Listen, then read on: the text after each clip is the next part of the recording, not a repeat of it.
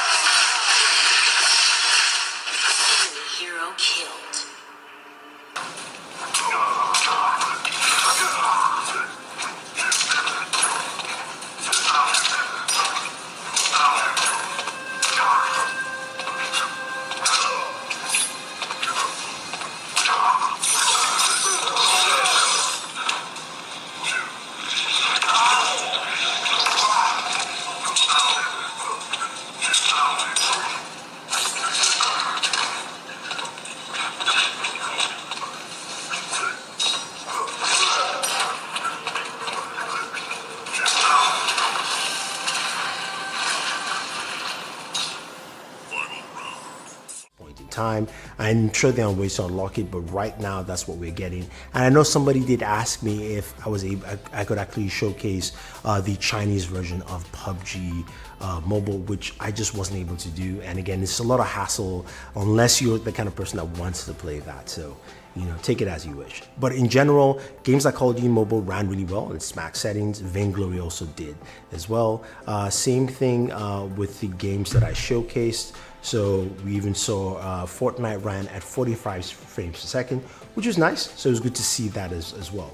Now, a couple of things to notice, it also has a game space. Now, the game space doesn't give you a lot of features you expect from a gaming device, but it shows you all your games. So we saw Bright Memory Mobile, which is a really cool game, graphically intensive. Vainglory is there. You have all your games listed in there, and you have a few settings you can go to. You can see the amount of time you play the games per day, the most played games you've actually used, your battery usage as well. Those are the kind of things you can go through, but it doesn't give you any of your stats like the FPS for games, so I use a separate software for that. But you can see, you know, PUBG Mobile ran around 60 frames per second, same thing as Call of Duty Mobile, and then Fortnite was at 45 frames per second, so we got that, and Vainglory ran at 90 frames per second, so that was actually cool to see. Now, when it came to temperatures, the system went up to about 38 degrees Celsius, which is fine, and actually sent with the battery life and playing for like an hour or so, I've lost about maybe close to about 20% of battery life. So battery life usage on this device was actually pretty good, especially playing intensive games like, you know, PUBG Mobile, some Fortnite, and even Bright memories. 12 gigs of RAM, 256 gigabytes of storage, but you can start off from 6 gigabytes of RAM, 64 I believe, and that starts at 330. Mobile just wouldn't run at max, but that is to be expected. I liked what I got with it, and also I like the extra features you're going to get with this device. It's got a really solid as well. I think, you know, even the different you've got, you know, a wide angle lens, you've got a regular lens and a zoom lens, or at least a 2x zoom, and everything just comes out really nice, and you really can't go it. I mean, what's not to like? I think overall, if you're a gamer, if you're looking to cut costs and not spend a lot of money, the OnePlus NORD is probably the device you should pick up. It's going to be one of my top devices of this year, not just because its price point is really attractive, but it's the combination of the price point and the fact that the performance is packed in, and you're going to see a lot of good things from it. Now, if you want to see some camera comparisons, I was thinking of doing more things you want to know about gaming on this device, let me know. Check out the gaming first look. Also check out this video. Leave your comment